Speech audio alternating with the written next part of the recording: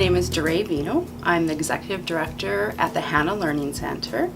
Our history is of an adult learning council, so we're just over 40 years old, and we've evolved over those 40 years to truly be the hub for resources and learning in our small rural community.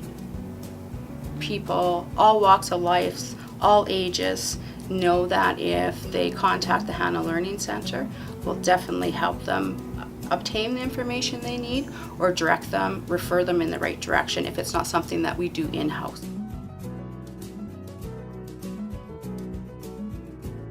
Leadership, I believe, is a chosen lifestyle.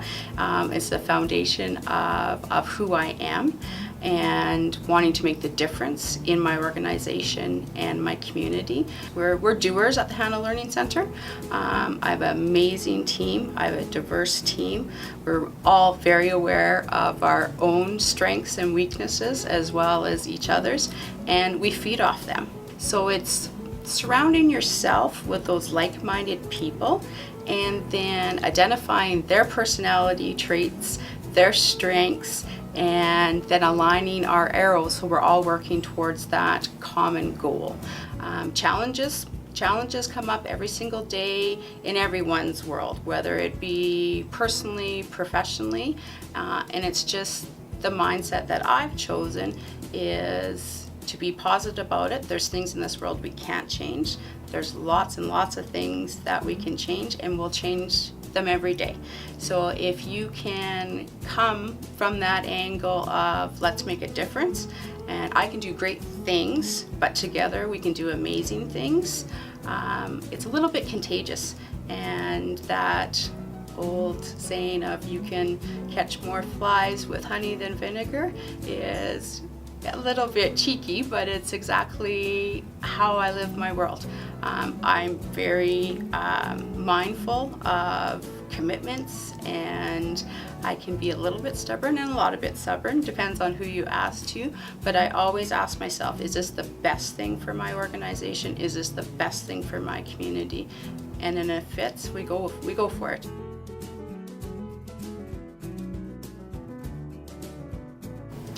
I think a good leader needs to have very openness in their conversation, an openness in their way they do business, being very open to diversity.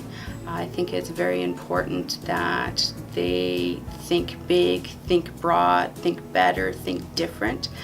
Don't always have to wait for an issue or a problem to be thinking of bigger, different ways of doing things.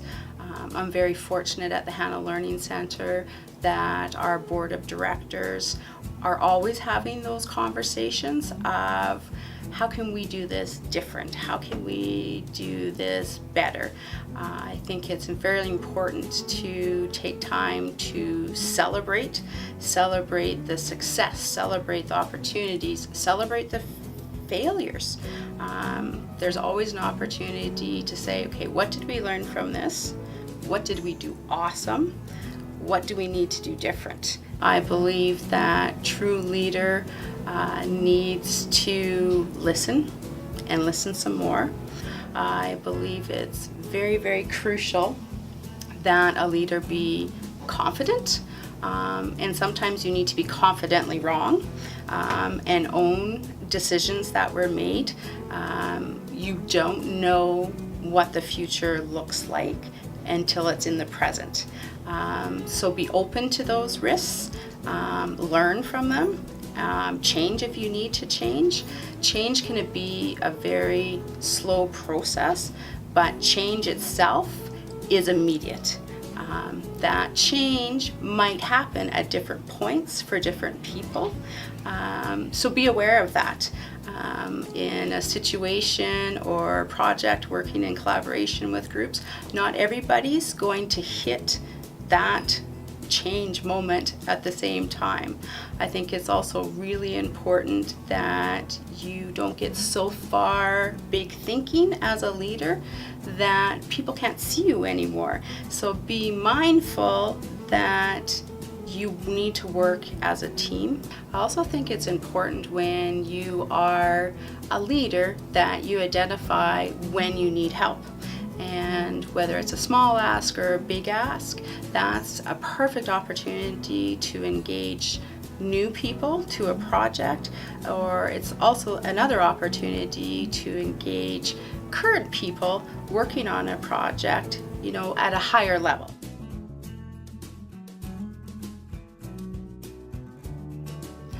Well, I'm a people person, and I know that about myself. My inspiration is being in a room full of people. I do best when it's busy and loud and full of emotion, but I also identify and realize that that's not other people's place of inspiration, and I work with a lot of deep thinkers and people that need to digest things. So just being really aware of your working style and your leadership and your communication style and how it's very different than other people will bring you success. So don't get frustrated if you see somebody having to take a step back, if that's not your personality. We're all different, and that's probably the best advice I can give to people that are working in groups. Know yourself, know what does give you energy, but also realize different things give other people energy.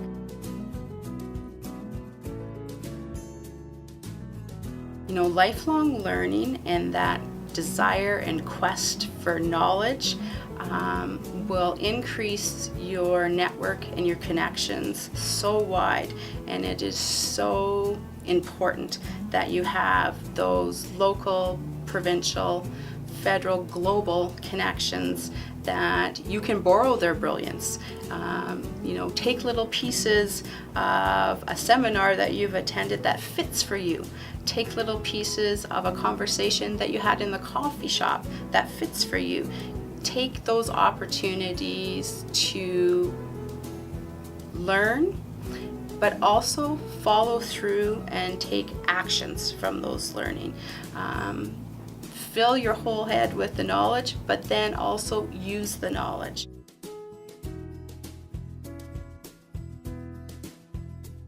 So growing our next crop of leaders, I don't think is necessarily age-based, and I think so many of us go there when we're talking about our next generation of leaders, and I don't think it's limited to the amazing youth that are coming up that have a quest for that leadership. I think it's maybe even some of our retired folks from workforce, and this is another borrowed brilliance from Ian Hill, is stated that you're not retired from being a citizen, and I take that really to heart, and I think that knowledge and wisdom and experience is really crucial in rural Alberta right now. And I think our youth are absolutely brilliant, and I think we just need to ask them, like, what are your ideas? What are your thoughts? Give them the opportunity, to be a person at the table instead of an afterthought.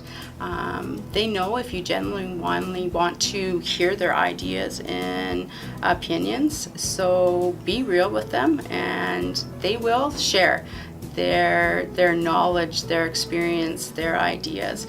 And I think there's many leaders in our community that don't self-identify themselves as leaders. And so when you have those conversations with them and validate their thoughts and opinions and their big picture thinking, that collaboration is really what's going to keep rural Alberta thriving.